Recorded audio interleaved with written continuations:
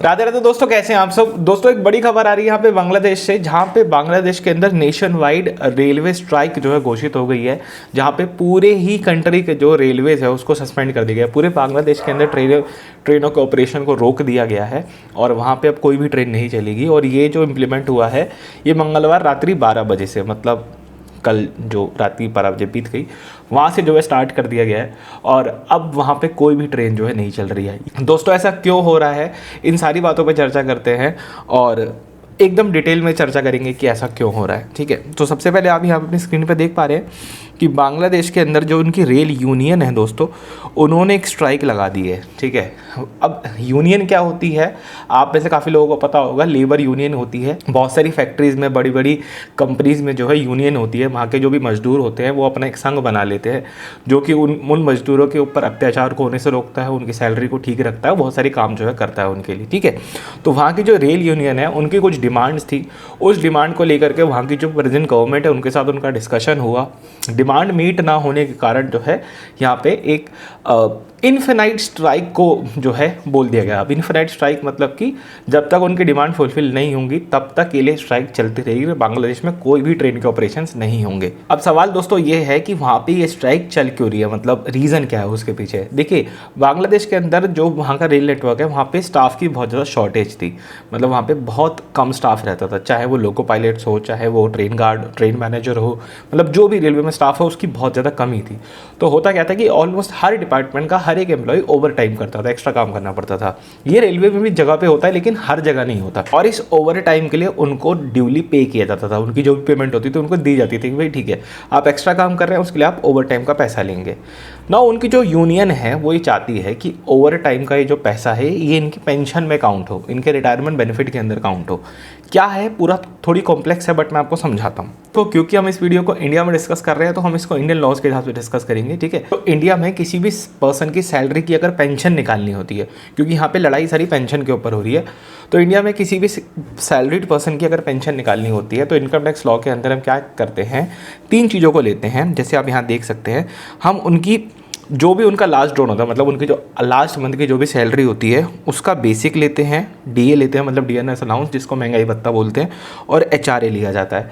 ठीक है, और भी कंपोनेंट होते हैं, उसको लेकर के जो है सैलरी की कैलकुलेशन की जाती है और अकॉर्डिंगली उस पर्सन को पे किया जाता है।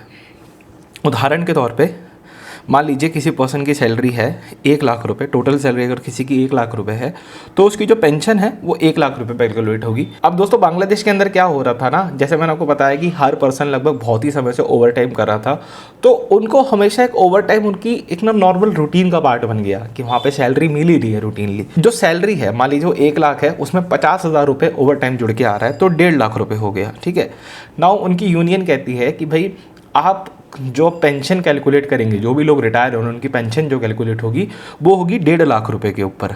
ठीक है, इसके ऊपर पेंशन कैलकुलेट होगी। इस चीज़ को लेके सारी जो है लड़ाई चल रही है। तो आप ये भी बोल सकते हैं कि हाँ यूनियन सही तो कह रही है, देना चाहिए उसको। देखो बांग्लादेश के अंदर हालात थोड़े से अलग हो सकते हैं, लेकिन हम इस वीडियो के कॉन्टेक्स्ट को डिस्कस कर रहे हैं with respect to Indian laws. ठीक है, तो अगर आप में से कोई भी भाई बंधु बांग्लादेश से इस वीडियो को देख रहा है और अगर मैं वहाँ के लॉज के हिसाब से सही बात नहीं कर रहा हूँ तो प्लीज़ आप मुझे कॉमेंट में करेक्ट कीजिएगा। देखो यहाँ पे यूनियन जो है सही नहीं है, किस लिए मैं बताता हूँ। अगर हम किसी पर्सन से ओवर टाइम करवाते हैं तो हम उसको ओवर टाइम का पैसा देते हैं, सिंपल सी बात है। तो इंडियन रेलवे के अंदर भी जितना भी रनिंग स्टाफ होता है उसकी जो सैलरी का एक मेजर पोर्शन होता है ना, वो नंबर ऑफ़ किलोमीटर्स और नंबर ऑफ़ वर्किंग आवर पे डिपेंड करता है कि वो कितने घंटे काम कर रहा है और कितनी उसकी गाड़ी, कितने किलोमीटर्स की गाड़ी चल रही है, उसका भी उसको पैसा मिलता है। ठीक है, तो मान लीजिए उसकी जो नॉर्मल सैलरी है, जो भी उसके नॉर्मल काम करने के घंटे हैं उसके अंदर उसको 2 रुपये किलोमीटर मिल रहा है, उदाहरण मान लो। तो जब वो ओवर टाइम काम करेगा तो उसको 3 रुपये किलोमीटर मिलेगा। मतलब ऑलरेडी कॉम्पेंसेट कर दिया, हम जो आपसे एक्स्ट्रा काम करा रहे हैं उसके लिए हमने आपको सैलरी पे करते हुए कॉम्पेंसेट कर दिया। अब यहाँ पे 2 पॉसिबिलिटी बनती है। यदि बांग्लादेश के अंदर इन लोगों को जो उनकी सैलरी थी, ठीक है, मतलब जो ओवर टाइम का पैसा था वो अगर नॉर्मल सैलरी के तरीके से मिलता है तब तो गलत कर रही है सरकार वहाँ की। उस केस में इनका जो ओवर टाइम का पैसा है वो इनके रिटायरमेंट बेनिफिट में ऐड होना चाहिए।